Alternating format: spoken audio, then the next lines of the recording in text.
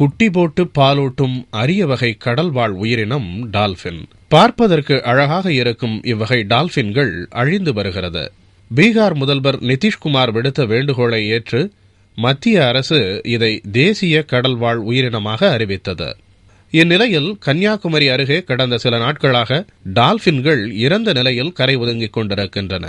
வட்டக்கோட்டை அருகே சில நாட்களுக்கு முன்னர் ஒரு டால்பின் இறந்த நிலையில் கரை ஒதுங்கியது.